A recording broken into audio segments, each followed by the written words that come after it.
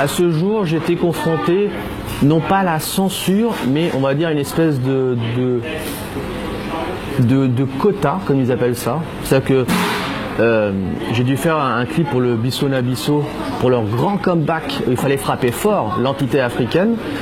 Et comme le clip devait entrer sur une très grosse chaîne télé hertzienne, qui était à l'époque TF1, soi-disant que la chaîne hertzienne a demandé des blancs dans le clip, alors qu'on était en train de tourner à Dakar pour le plus grand groupe africain. Donc pour moi, il me semblait logique que ce soit un clip africain, donc avec un maximum de noirs à l'image. Ça s'est très mal passé à la finale, non pas avec les artistes, mais avec la maison disque qui voulait leurs blancs dans le clip.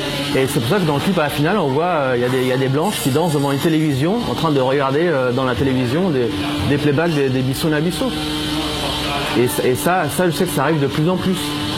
De plus en plus, les chaînes télé veulent ce qu'ils appellent les quotas. Ils veulent que ce ne soit pas un clip trop noir, parce que ça peut faire peur. Donc il nous faut des blancs. Il faut mettre des blancs partout, des blancs, des blancs. Je trouve ça extrêmement malsain. Parce qu'effectivement, on mettrait un clip où il n'y aurait que des blancs, il n'y aurait aucun problème.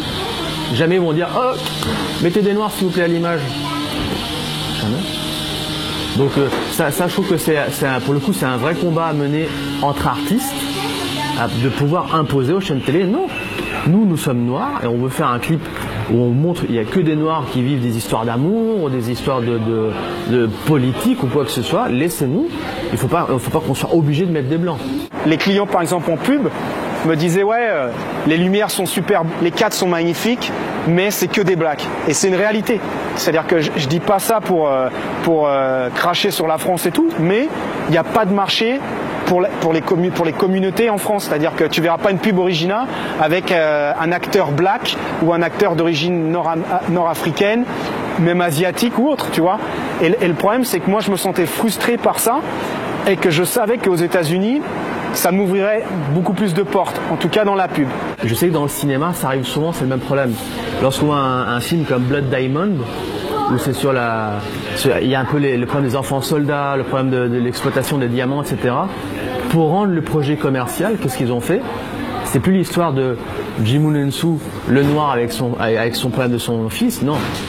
C'est la vision du blanc, donc c'est Leonardo DiCaprio avec une journaliste blanche qui raconte l'histoire on va dire des problèmes noirs. Donc c'est vrai que finalement, même dans le cinéma, il y a ce même problème-là, c'est que pour toucher un maximum de monde, il faut qu'il y ait la présence blanche, sinon ça ne marchera pas. L'exemple du roi d'Écosse est un excellent exemple, effectivement, parce qu'on a pu raconter exactement la même histoire du point de vue d'une des femmes d'Amin Dada. Bah non, on raconte le point de vue d'un blanc.